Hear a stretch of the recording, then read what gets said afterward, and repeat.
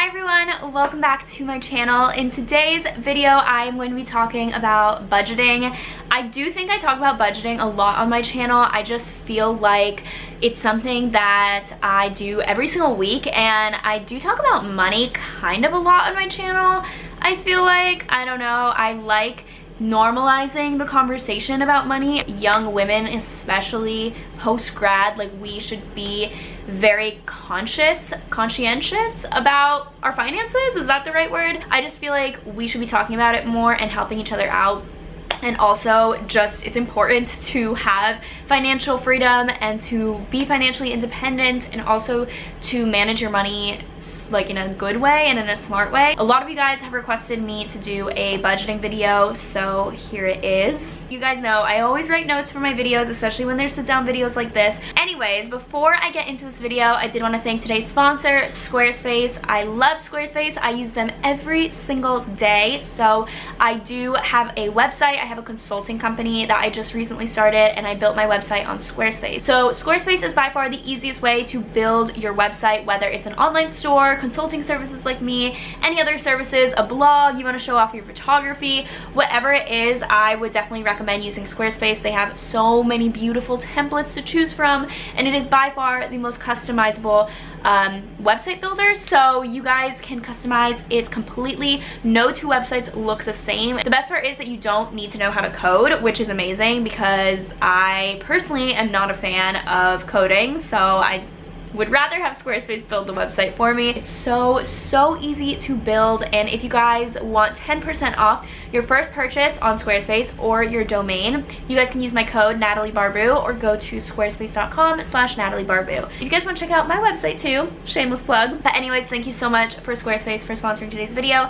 And now let's talk about being a real adult and budgeting. So let's talk about how I budget. A lot of people use a bunch of apps, like there's Mint and there's a bunch of other apps like that I don't know of, but a lot of people use apps to budget, which I think is really great to start. It's on your phone, you're on your phone every single day. I think it's a great way to start budgeting and looking at your finances. Personally, I don't use a app to budget. I think I have the app downloaded on my phone, but I literally never use it, and I don't even think like a bank account is connected to it. So I don't use any apps. I always manually budget. So I actually have an Excel document. If you guys want to download it, I have a budget template. You guys can download it. You guys can click on the link down below.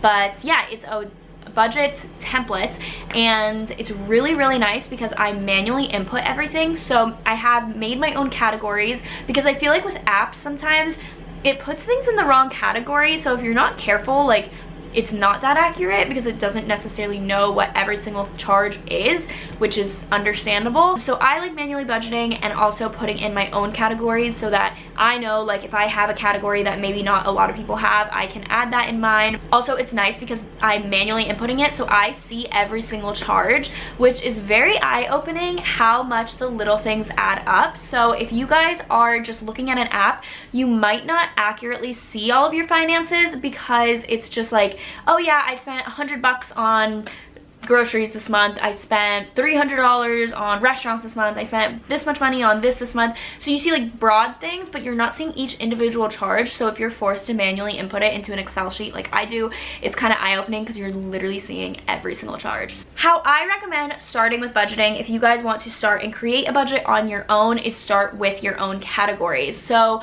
for me, some categories include rent, Wi-Fi, my power bill. It has like my health insurance, because I do pay for my own health insurance. I have like doctor's visits or wellness. I have gym or like fitness classes if I ever decide to go to another fitness class.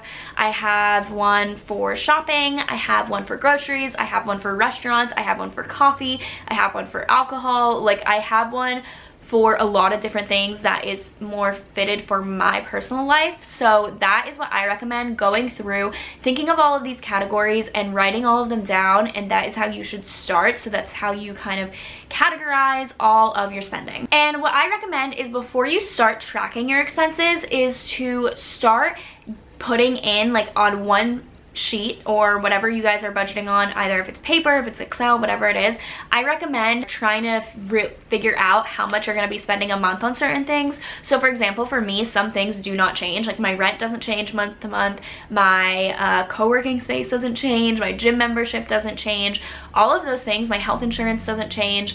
All of those things I have added into a blank template just so I know exactly how much money I'm spending a month, like guaranteed. Like this is not something that I can take away from. Like I can't just lower my rent. I can't just like, I don't know, quit my co-working space. I signed a 12-month commitment. You know what I'm saying? So these are things that I am paying for every single month without fail. And that's kind of like where your baseline is. Groceries, restaurants, coffee, you can adjust that. You can go out to eat less. You can spend less money on groceries. You can make coffee at home, you know? But with those things at first, like your actual monthly everyday costs, those things are things that are just gonna be your baseline. So from there, you can see how much money you have left over to either spend on other things, invest, save, whatever that is, whatever that looks like for you. That is what I recommend. So for me, it's kind of eye-opening. I realized I do have a pretty hefty monthly fee or monthly expenses. I do live in New York City where the rent is high, gym memberships are high, literally everything is so expensive here. So my monthly cost is a lot, but I feel like with my everyday costs, I can lower that, or I can not spend as much as you might think. I actually just did film a what I spend in a week video if you guys want to check that out and see where I am spending my money. And if this number is too high and you didn't realize that this is your baseline and this is how much you're spending a month, maybe try cutting down on some subscriptions, cutting down, maybe join a cheaper gym or something like that, things that are month to month instead of like a whole 12-month thing. Maybe try cutting it down. Do you need all of those TV streaming subscriptions? You know what I'm saying? So I think from there, trying to see how much you're spending and seeing if that number alone is too much, then you definitely have to cut down on something. And a lot of things are not 12-month commitments, so hopefully you can cut down on certain things, but it is eye-opening just seeing like what you're spending money on. And now when it comes to tracking expenses, I personally track my expenses probably every week. I don't have a set day that I like input everything. Sometimes it'll be multiple times a week, sometimes I go 2 weeks without doing it, but for me personally, it's not, I don't need to be looking at it every single day, so I just try to do it about once a week. I sit down on my laptop, I put my bank account, and then I put my Excel sheet side by side, and I just start inputting all of the transactions and categorizing them. If you do have to do it daily though, I mean, do it daily, do it every single night, just so that you can see where you are for the month. But that is the way that I personally like to do it, is just doing it week by week, and then kind of seeing where I'm at there. I also wanted to say, this is not, I'm not sure if this is a good financial tip, but what I do is I charge absolutely everything on my credit card just so that I can get the most points back, because it does pay me back. I have an American Airlines credit card, which means I get a lot of miles, and travel is the most expensive thing for me. It's the thing I spend the most money on, so it is nice having those miles, because then instead of spending money on a big trip, I can get it for free, you know, with my miles. Getting a credit card that pays you back and something that you spend money on, or if it's just cash back or something like that, I highly recommend. But if you are someone that has credit card debt, obviously I don't recommend putting everything on your credit card. I personally am debt free. I don't have any credit card debt at all. I always pay off my bill completely every single month. I do not spend more than what I have. That's just not an option for me. I don't allow myself to do that. So for me personally, I am debt free, but I know for some people having a credit card is easy to just like swipe and put everything on it. And a lot of people get into that mentality, well, oh, I'll get paid next week, so it's fine. Like, I don't have the money now, but I'll get paid next week. And that's a really like troubling mentality to go into, because then you're gonna keep having that and you're gonna rack up debt, because you're just not gonna realize like, oh crap, like I actually don't have the money for that.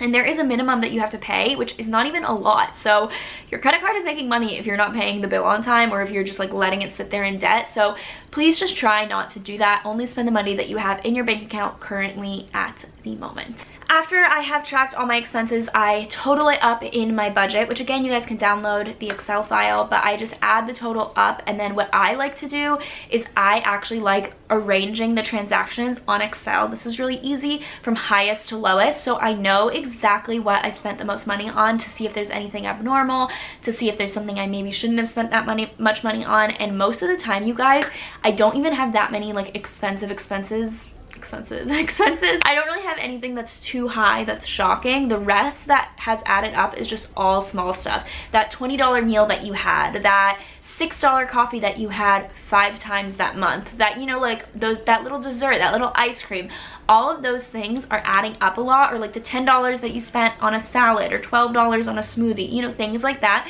That adds up so much. And in the moment, 10 bucks, yeah, whatever, 10 bucks is not a big deal. But in 30 days, if you do that multiple times, it really, really does add up. So that is very eye-opening to me, from seeing it from highest to lowest and being like, wow, I didn't even have that many expensive charges. It just reminds me the next month to be more mindful and like every time ask myself, do I need that? Like, do I really need that? Personally, for me, I do not cut myself off. So I don't budget in the sense where it's like, oh, I hit my restaurant max budget, I need to never eat out again this next month. I never ever spend or come close to spending how much I make, just because that scares me. I try to live like I'm making less, just so that I can save and invest more. And I am saving up to eventually buy property, either land or a house back in North Carolina. That's my goal for the end of 2020, is to have property or have a house or land. So that is what I'm saving up for. So I never spend even close to what I'm like making each month. So for me, I don't necessarily cut myself off, but I do just, it makes me more conscious for the next month.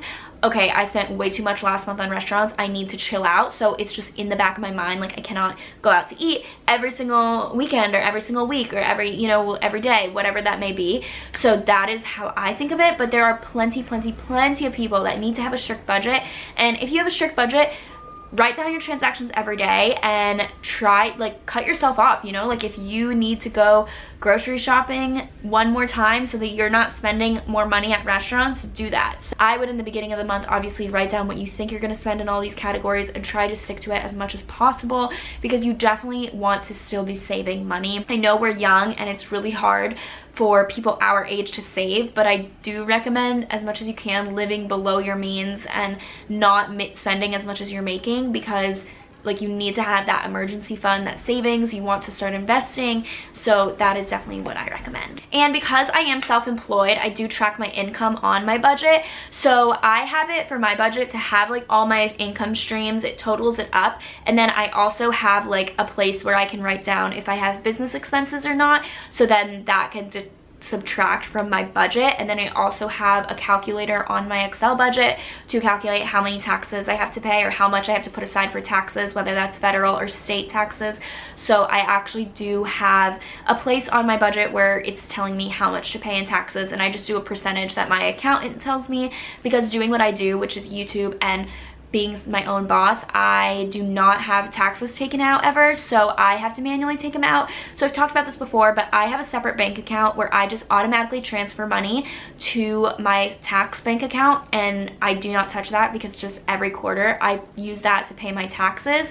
So that's what I would recommend, because you don't just want to have your tax money sitting in your checking account because you might spend it, or even in your savings account. You want to have more of an accurate understanding of what your savings really is, because your tax money is not your money. So yes, it's being direct deposited to you, but that is not yours to keep. So that is why I put it in a separate bank account, so I don't even need to look at it. It's really easy to just go to your bank and set up a new bank account. It is that easy.